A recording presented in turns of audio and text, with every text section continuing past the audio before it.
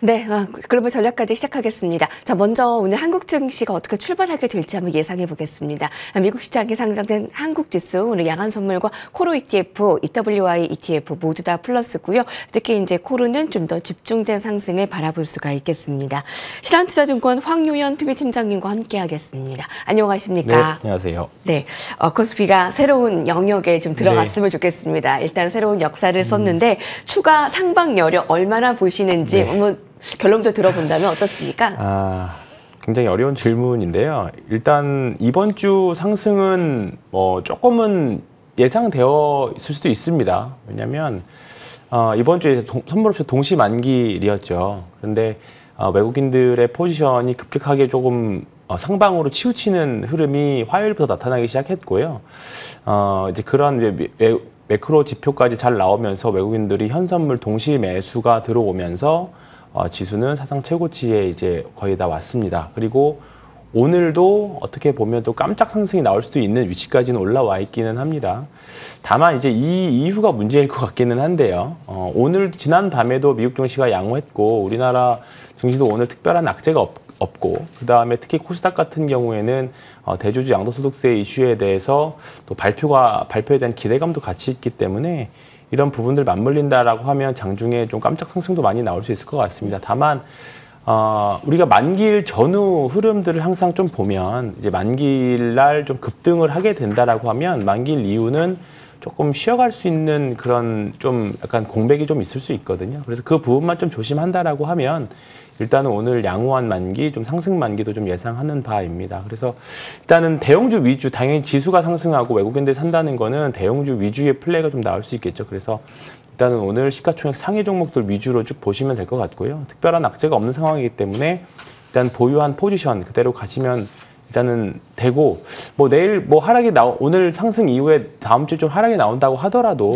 그게 엄청난 조정이나 폭락 이걸 예상한 건 또 아니기 때문에 조금은 그 기회를 삼아서 또 그동안 못 샀던 종목들 잘 고려해 보시면 좋을 것 같습니다. 다음 주 미국의 금리 인하가 있는데 다행히 지금 물가 지표가 생각보다 어떻게 보면 금리 인하에 양호하게 나오는 부분들이기 때문에 스태그플레이션이라기보다는 물가가 잡혀서 금리 인하하는구나로 시장에서는 해석할 확률이 좀 많이 높아졌습니다. 지금 우려하는 거는 B컷만 아니면 되거든요. 오히려 B컷은 고용에 대한 우려로 이 스태그플레이션에 대한 가능성을 좀 염두한 컷이 될 확률이 좀 높기 때문에 일단은 금리 인하가 예상대로 25bp씩 연말에 2번 또는 3번 정도만 가준다면 그래도 시장은 양호하게 연말까지 갈 확률이 높지 않겠나 일단 그렇게 보고 있습니다. 네, 코스피가 환골 탈퇴입니다. 자, 코스피가 이제 최악의 증시에서 올해 들어서 G20 중에 1위 증시 탈바꿈했고요. 이제 다음 주에 이제 금리 인하 있을 텐데 거의 기정사실화가 됐어요. 금리 인하 기대감이 아니고 이제 금리 인하 할 텐데 어느 정도 인하할 것인가에 집중해야 될 텐데 이번 주는 잘 가는데 다음 주에 조금 주춤하더라도 크게 염려하시는 부분들은 아니네요. 어떤 업종 종목들이 좀 기회가 될 수 있을까요? 일단 금리 인하라고 하면은 그 우호적인 환경이 조성이 되는 이제 금융주 가운데 어떤 쪽을 좀 집중해서 보세요?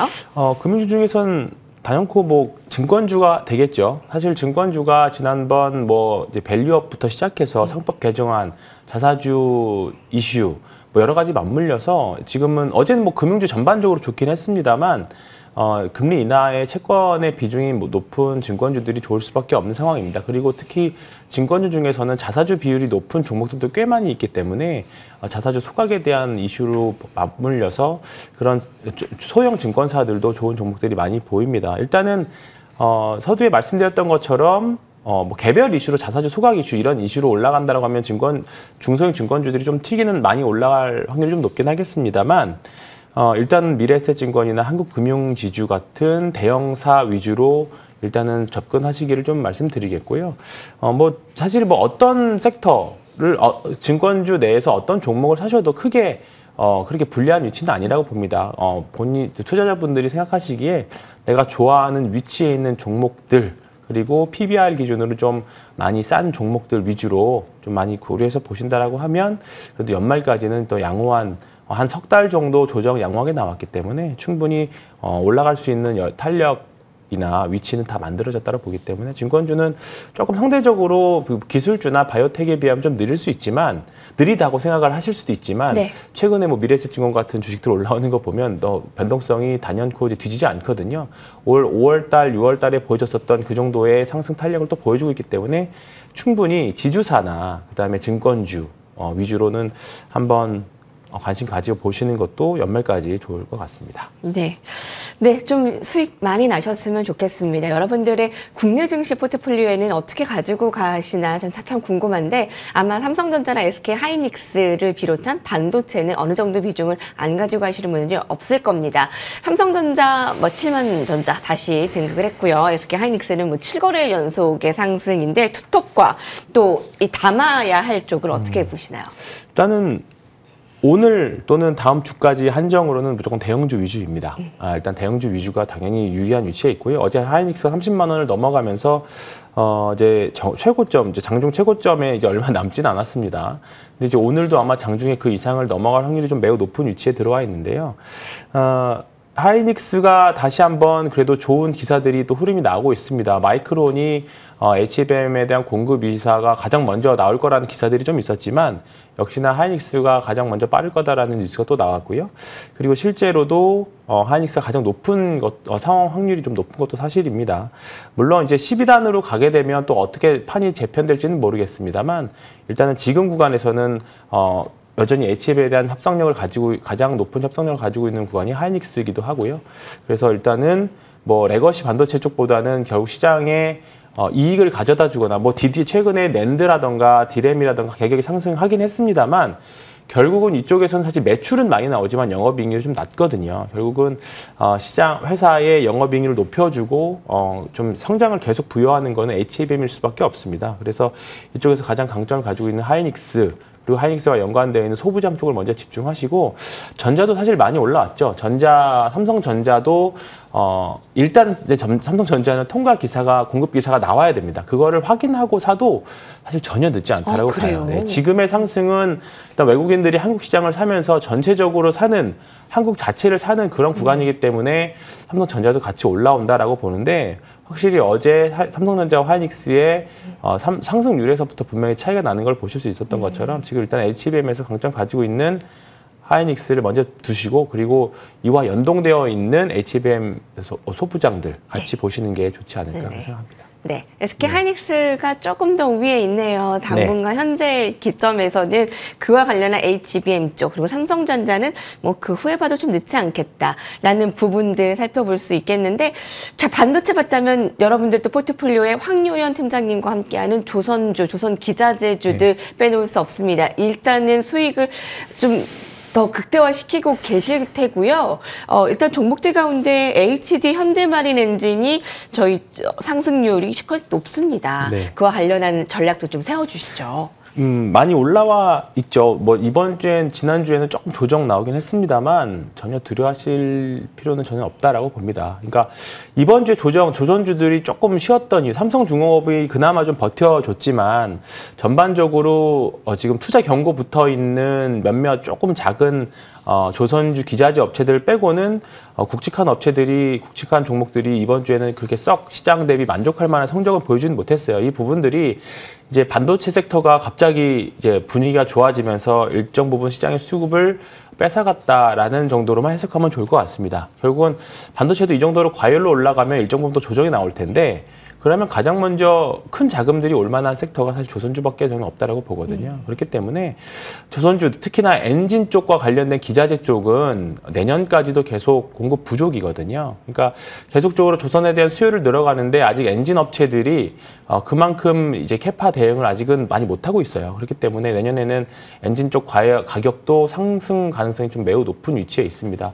지금 엔진이 전체 선박에서 한 10분의 1 정도 차지를 하는데 전체 가격에서 내년 정도 되면 9분의 1 또는 8분의 1 정도까지도 엔진의 가격이 올라갈 수 있는 여력이 있어서 한화 엔진하고 HD 현대마린 엔진 지금 사실 높아서 어떻게 사냐라고 말씀하실 수도 있지만 전형적인 거래량 없이 올라가는 추세 추종의 전형적인 모습입니다. 그래서 아직까지는 악재도 있는 것도 아니고 실적에 대한 걱정이 있는 것도 아니고 전 세계에서 조선 업종은 한국을 살 수밖에 없는 외국인들의 입장이거든요. 그렇기 때문에 조선 업종은 내년까지 뭐 조정이 있더라도 네. 내년까지 계속 가져가시는 게 좋지 않을까 저는 생각합니다. 네. 그 AI 거품 우려에도 AI 데이터 센터의 수준은 가히 폭발적입니다. 네, 오늘 오라클의 주가 폭등 네. 보셨죠? 그와 관련해 그 국내의 그 전력기기, 전력주들의 성장은 더 계속될 것이라고 네. 기대를 모으고 있고 외국인들도 계속 그쪽에 좀 베팅을 하고 있거든요. 네. 좀 투자 아이디어를 주신다면요. 효성중업하고 HD, 현대 일렉트릭 같은 경우에는 다른 전력주들이 조금 조정받을 때 계속 추세선을 그렇게 엄청 훼손하지 않고 가격 조정을 하는 거를 보셨을 겁니다. 그리고 시장에 온기가 드러나니까 바로 가장 먼저 세게 올라가는 부분들이 이 두 종목이었어요. 그러니까 결국 가격 조정보다 기간 조정으로 버티는 종목들이 강하다는 걸 또 한 번 더 우리가 실제 사례에서 보실 수 있었던데요. 이 두 종목은 공통점이 미국의 공장이 있다라는 거고 관세에서도 그나마 좀 더 자유스럽다는 거죠. 철강 관세로 인해서 원가 부담은 좀 있었지만 결국은 그것보다 더 중요한 거는 AI로 인한 성장, 앞으로에 대한 수요였던 것 같습니다. 그래서 두 종목 모두 지금 신고가를 가고 있는 거잖아요. 뭐 HD, 현대 일렉트릭 같은 경우에는 거의 뭐 지금 50배 이상 성장을 했습니다. 바닥 대비하면 넘게 성장을 했죠. 그럼에도 불구하고 아직도 여력은 충분히 시장에서는 보여주고 있는 것 같고요. 버블이 뭐 지금이 버블일 수도 있고요. 아니면 뭐 버블의 중간 정도 왔을 수도 있고 해석하는 사람 또는 본 사람마다의 관점 차이일 수도 있는데요. 일단 지금은 신고가 가기 때문에 지금은 보유도 되고요. 저는 신규 매수도 괜찮다라고 생각합니다. 네, 전력주는 신규 매수도 지금이라도 가능하다라고 하니까 그 포트폴리오 전략 짜시는데 도움 되셨으면 좋겠습니다. 네, 수익률 함께 볼까요? 예, 7월 23일에 HD 현대 마린 엔진 67%의 상승률이고요. 삼성전기, 리가켄바이오, 알테오젠, 에코프로 BM 등등 확인하시면 좋을 것 같습니다. 황유연 팀장님의 관심주 리뷰였습니다. 실험투자증권 황유연 PB팀장님과 함께했습니다. 감사합니다. 네, 고맙습니다. 네, 코스피의 이런 최고치 흐름들 여러분들이 좀 기대감과 그리고 우려감 속에서 이런 결과를 끌어올렸는데 자, 앞으로의 그 투자 전략 좀 고민이 있으시다면 저희 방송과 함께하면서 수익 극대화시켰으면 좋겠습니다. 저희는 내일 이 시간 뵙겠습니다. 고맙습니다.